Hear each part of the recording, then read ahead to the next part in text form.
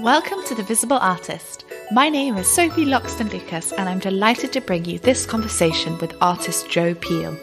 Joe is a very talented creative individual whose distinctive style has taken her in many directions.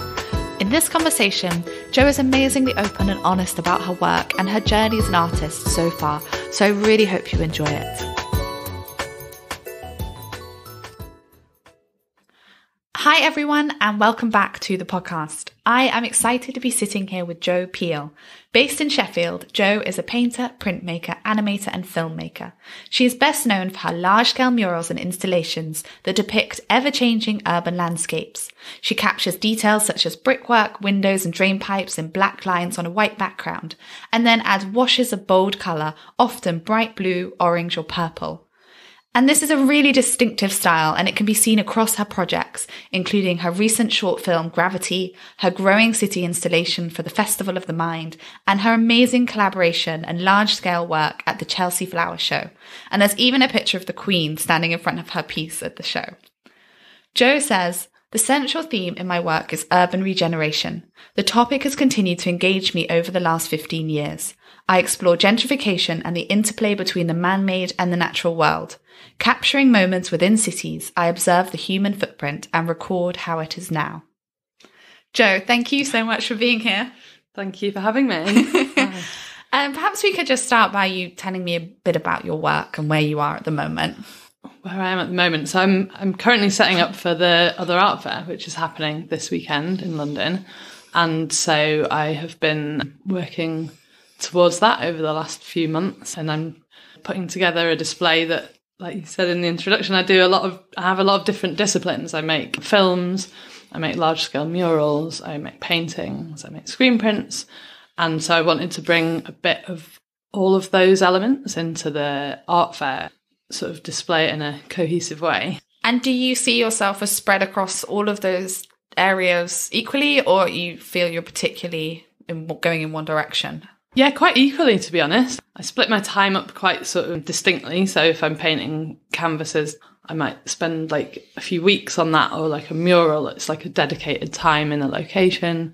Films, on set, like making the film. So like a project, whatever that project might be, I treat it individually. But in terms of one thing taking over, I really like all of them for their different merits. Like there's so many different ways to tell a story. And I think, filmmaking for me is the ultimate sort of storytelling, and the different elements of my work, I think, feed into that narrative.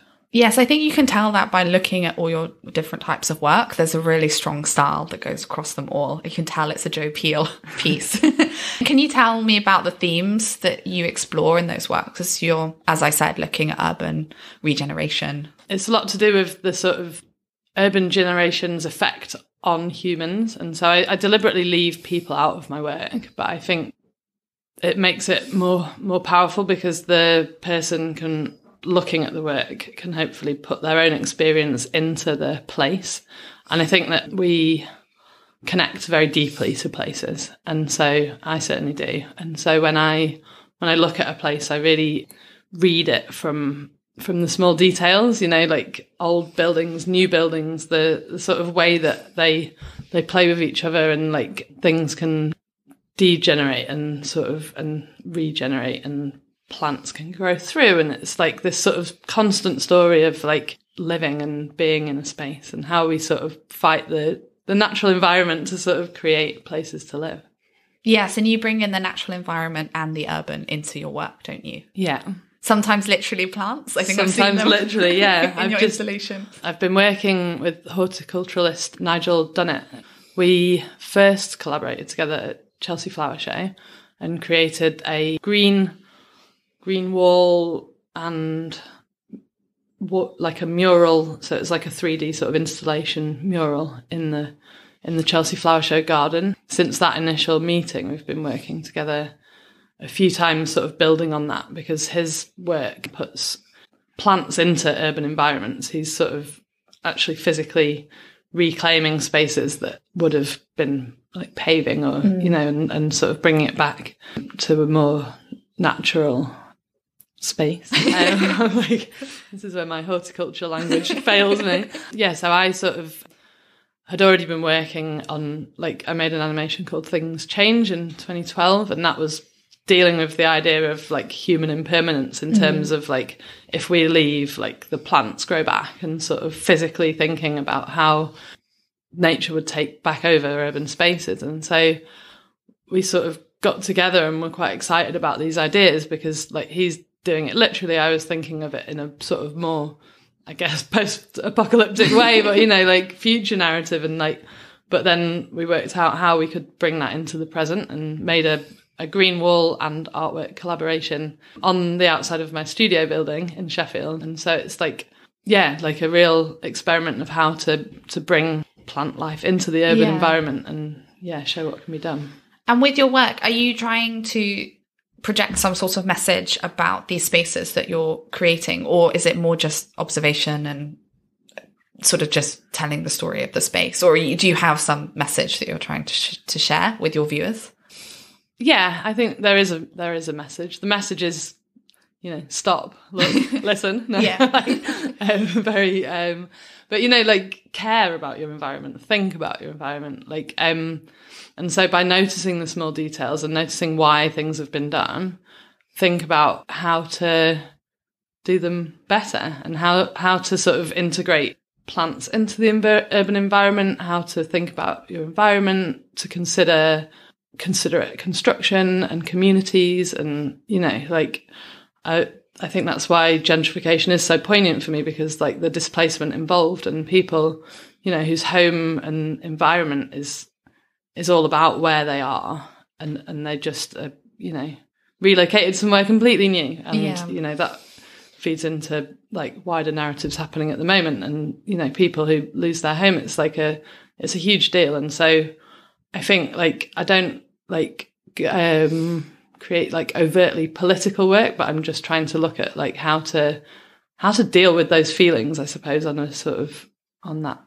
more micro level that hopefully feeds into a larger narrative. I think you can tell that from your work, because you put such care into all the details, like even like every single brick and the way you paint the windows, and it's just really beautifully done thank you. Ways that views that might not be considered that beautiful or might not be noticed, but you bring them to life. And then that's just in your painting, but when you animate it and create a whole film, then it's just elevates it all over again.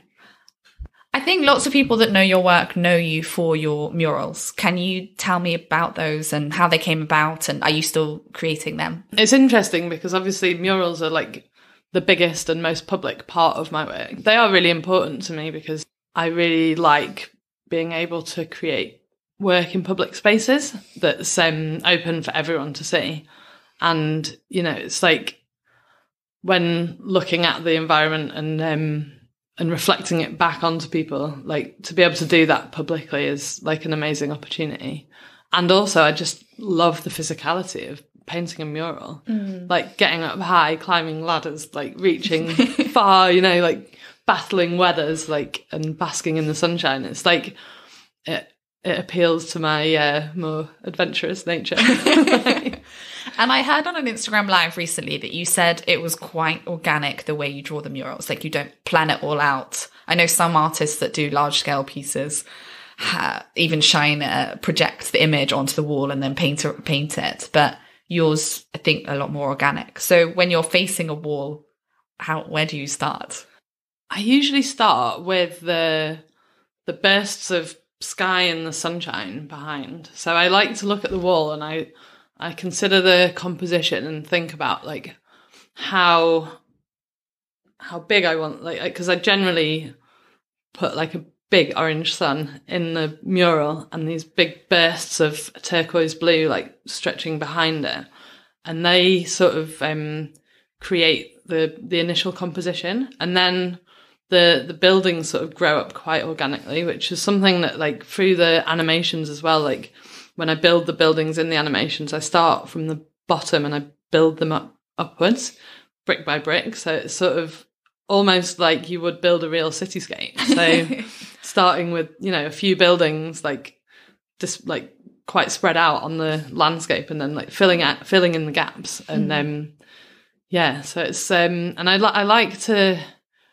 approach a wall not really knowing what I'm going to do, because I think there's so much more scope to bring the place that I'm in into the wall, because I think like if something's been nailed down and sort of like signed off as a design, and then you get to the wall and it's like, oh, but there's this amazing bump here that could be like a part of a building, or like the way this drain pipe like comes down wasn't really in the photograph, and like I could really incorporate that. And it's like, yeah, that like there's something about the organicness. And I think like I paint buildings, but I like them to be quite organic. So it's like, yeah, taking that sort of architectural like element of the straight line out of the architecture. Yeah.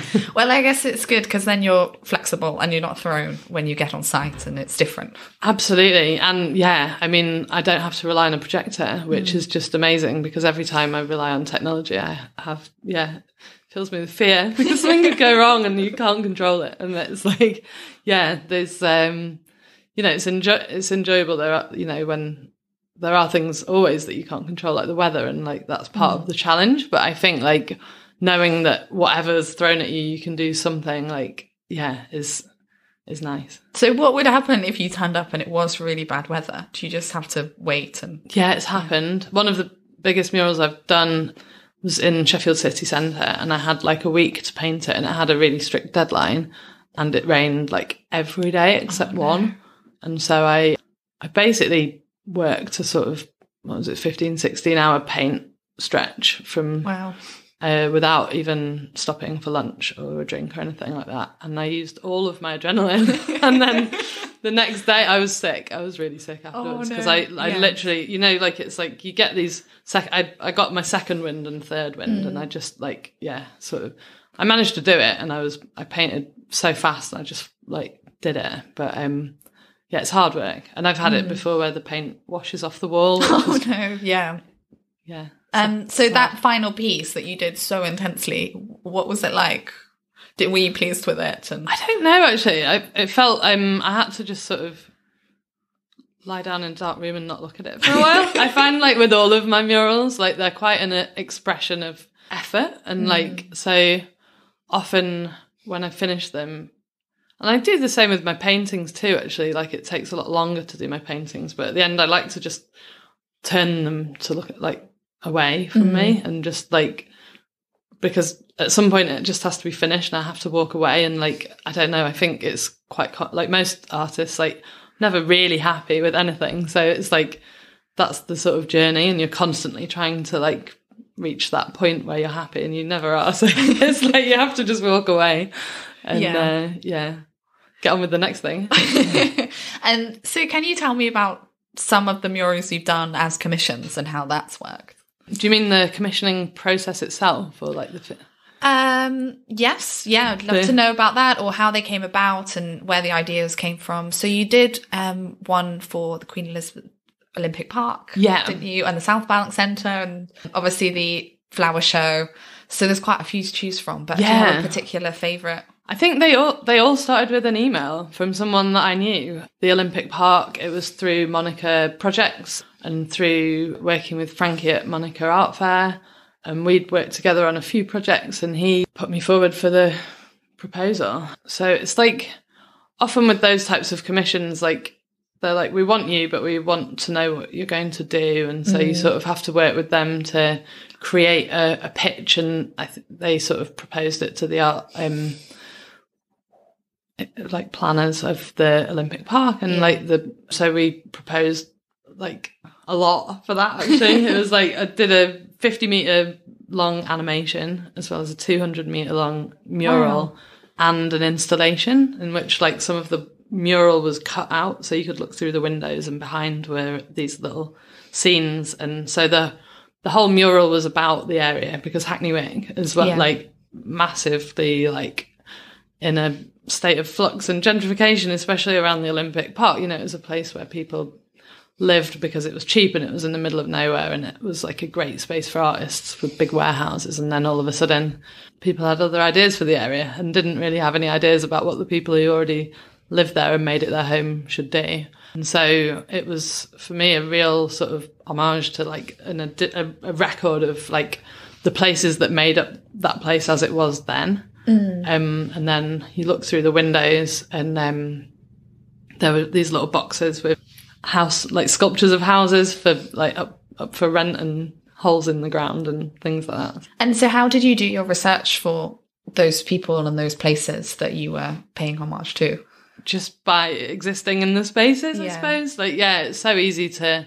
And I think, in terms of the story, it's kind of always the same. There's personal stories within it, but it's part of a wider narrative. It's kind of obvious, isn't it?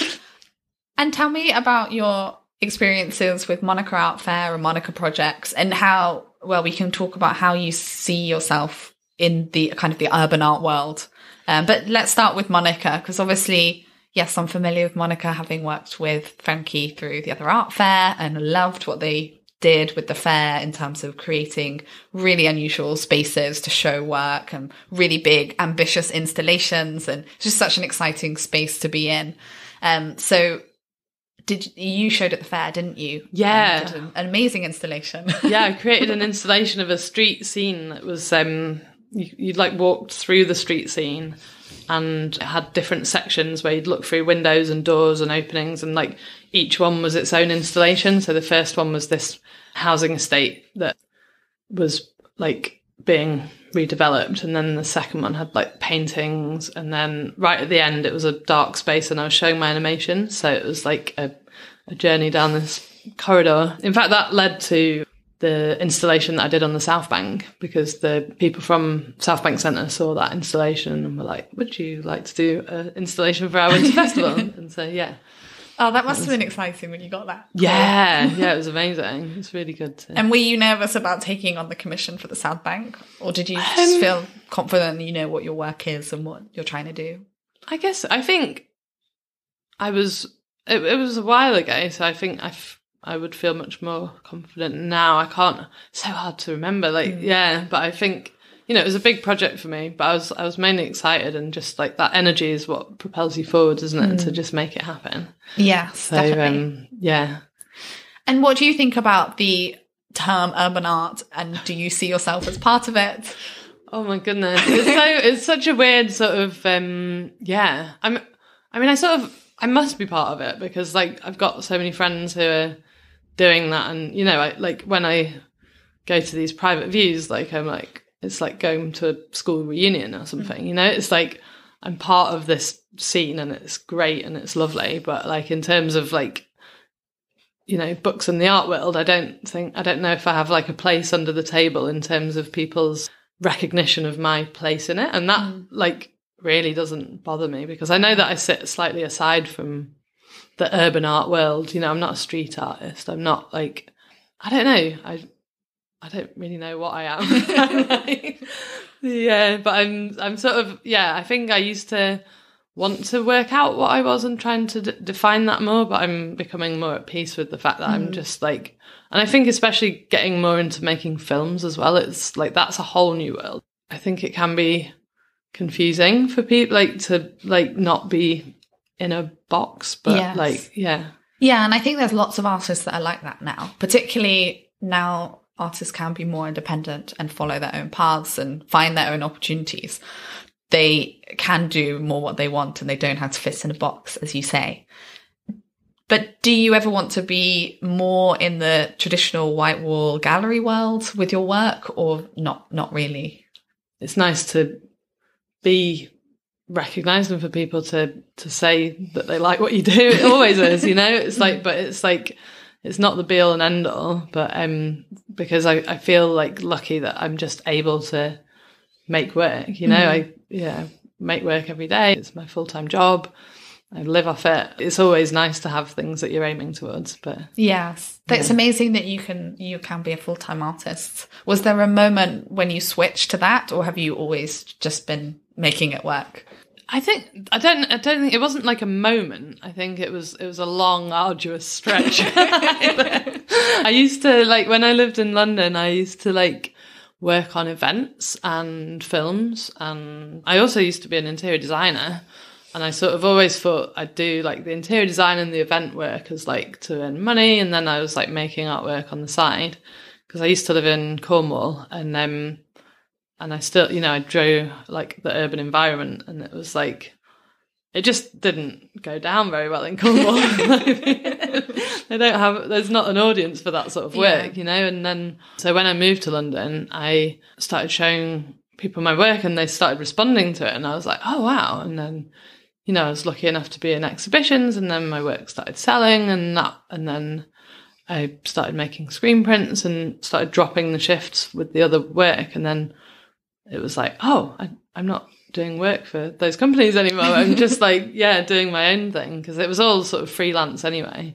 And now your working week, how do you split up between your different projects? I tend to like make quite distinct lists of like, so projects. I do it all on paper. I can't do my calendar on the computer. And so I've got a diary, and I try and like keep the admin tasks like to Mondays. So like, even if something comes up and I'm like, oh, I must do that, I'll like write it on the next Monday's page. I'll like write my lists so it's like out of my brain. And then like more pressing things I'll obviously do like straight away normally, because I like to just like either sort of write it down or do it. Like and then I try to sort of, when I'm painting in the studio, like just turn everything off and just paint, and like set aside whether it's a day, 2 days, an afternoon, like just make sure that time's like mine.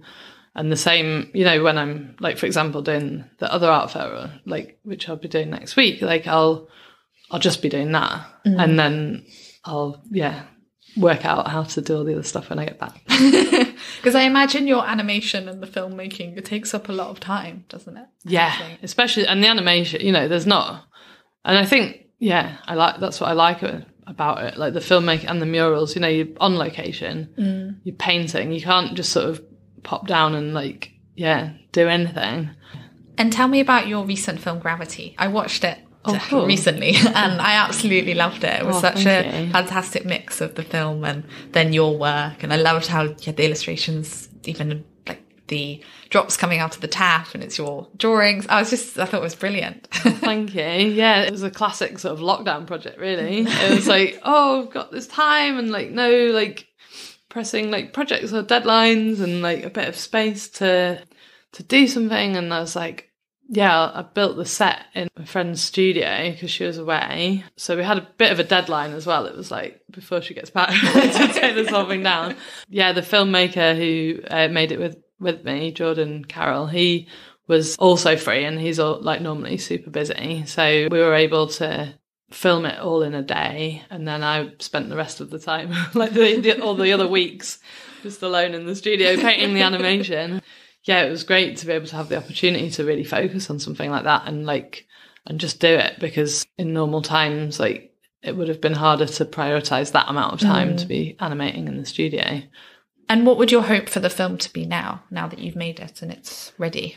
I'm super happy with it existing, and like for me it's like I'm moving on to the next one already, and it was a really nice way to sort of work towards more live action, which I've not done before, and like find my feet with that sort of thing, and like how to integrate animation and live action, get more adventurous with the storytelling.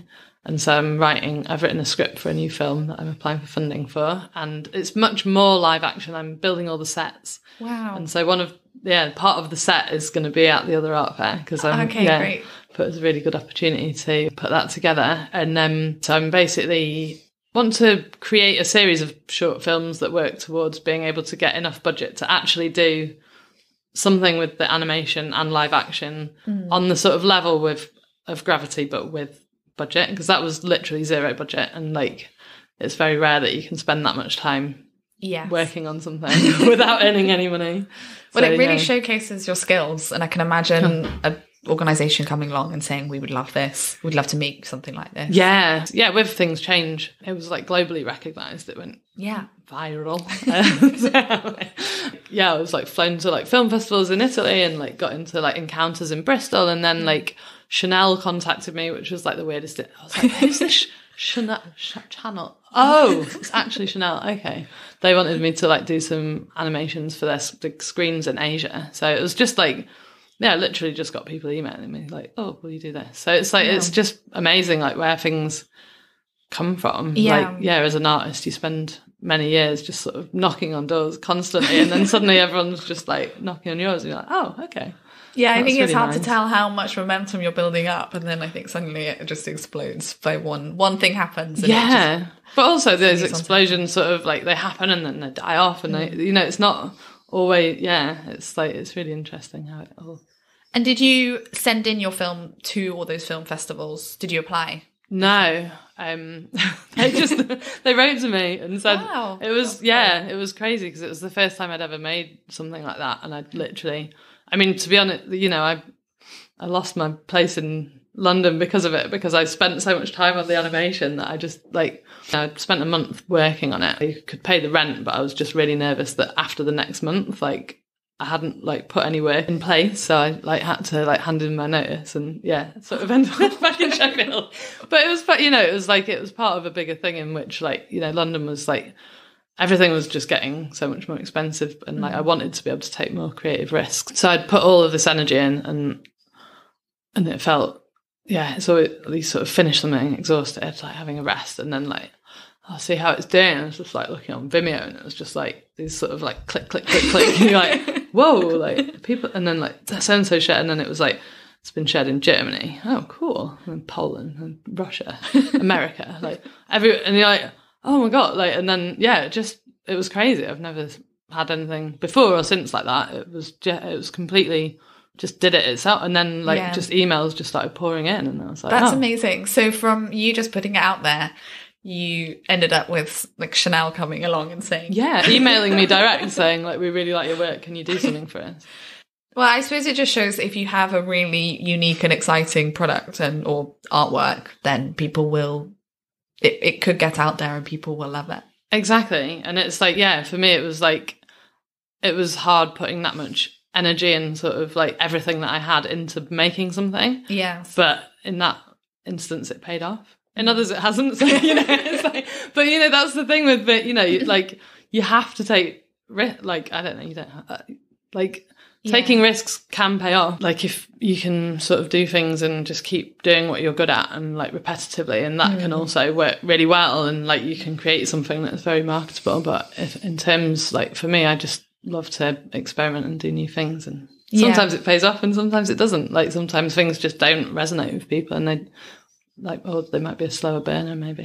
Yes, yeah. So tell me about your move to Sheffield. What's it like as a creative city, and do you enjoy working there as an artist? Yeah, Sheffield's amazing as a creative city. It's got the largest concentration of artists outside London. The studio spaces are great. My studio's just incredible. It's got a mezzanine level and a huge open space where I can make installations or meet people, or I recently shot a music video in there and have live gigs and stuff. So it's got and space to make an animation. I made I've made 2 music videos in the studio space, and it's just having these sort of musicians in there playing and being able to build the sets and having that space to move around. And then it's a 2-minute walk from the train station.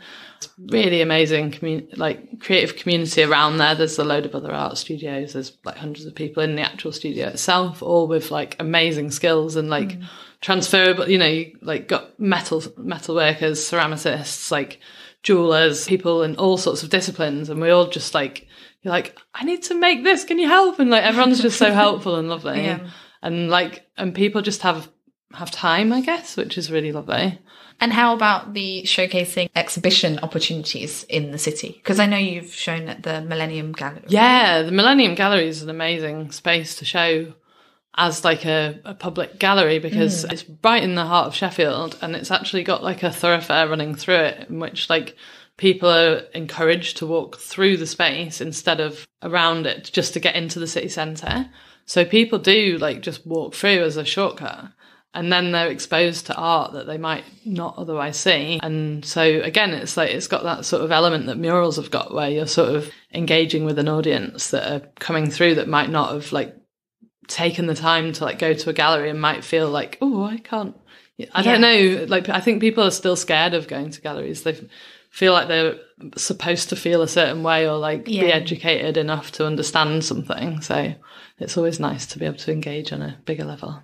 And what did you do for them? I did an exhibition called Steel Cities, and it was about the steel heritage of Sheffield, but it's like a sort of trodden narrative. There's a lot of knife and fork sort of work in Sheffield. I don't know, and it's amazing heritage, and it's good to be proud of it. But I'm more interested in like the dialogue of how that affects the city narrative now.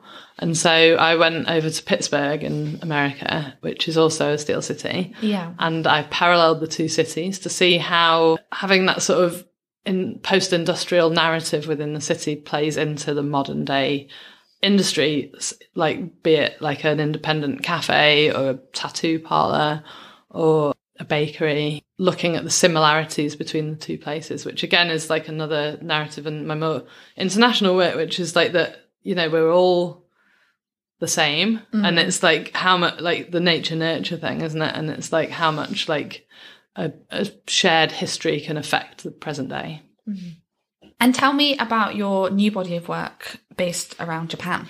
So I've been making work based around Japan for the last 6 years, actually, since my daughter was born and I was on maternity leave. And so it was like a really good opportunity to create work without an output. I guess it's a bit like the pandemic. It was like time with no work. So it was like, oh, what shall I do? I'll do loads of work. No, I wasn't working, honestly. I was just painting. And I've been travelling to Japan for well over 10 years now. And it's somewhere that just has always connected with me in terms of like how different and I think it's changing like the narrative now, but especially when I first started going, it was like sort of just so othered, and it is so different, but those differences are interesting and cultural, and like they're still people. I think we're quite used to seeing a lot of images of Japan. There's like lots of stereotypes that are brought about, and I just wanted to look at a more sort of quiet side of Japan and see it just through my eyes, I guess, like without sort of like a judgment or sort of sensationalizing like things that were happening. And I was particularly interested in the sort of reverence for nature and like looking after trees and sort of wrapping them. And I've been making a sculpture about a building sort of being treated like a tree, and sort of like really sort of linking the sort of nature and building element of my work. And also there's a bit of that Japanese spirituality, like well, I suppose the great thing about your approach and what you do is you can go to new places and apply almost the same ideas and the same way of looking at it, but then just respond to the environment. Exactly. So many similarities, but so many differences, and the differences are often to do with actual physical environment. Houses built in a certain way to withstand earthquakes, or because it's cold or because it's hot, and it's, you know, it's like all of these things like weaving into like then how people react to that environment. And yes, I mentioned this in the introduction, the Queen in front of your work at the flower show. That must have been quite a surprise. Well, I mean, it was in the RHS garden, so it was sort of known from the beginning actually that the garden that we were creating was like the meeting point for like all of the celebs and the Queen and everything. Okay. So it was quite cool though. It was quite an interesting thing. Like, it's an amazing operation when people of that caliber are coming into a space. I saw the photo on your Instagram, and I think it's such a strong image of everything that the Queen represents, whatever you think about that, and then your work, which is it's just quite different worlds. Well, it was quite together. And I did a press conference while I was there, because it was part of the sponsorship and everything, and I did an interview with the Daily Mail, and they like absolutely annihilated me. It was amazing. I was so proud. I was like, oh my god.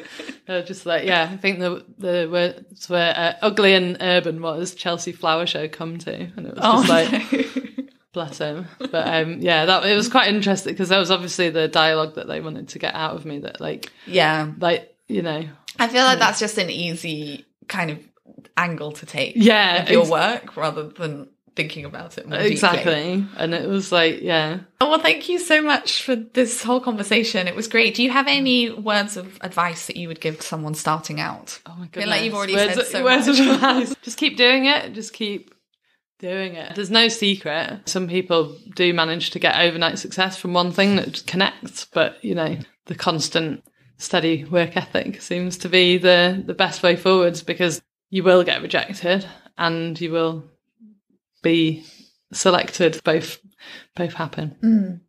Well, thank you so much, Jo, and good luck with the fair this weekend. I'm really excited about seeing your booth. Thank you for having me. Thank you for joining me this week. Please do follow Jo at Jo_Peel and the podcast at The Visible Artist Podcast. I hope you have a wonderful week in the studio, and I'll see you next Friday.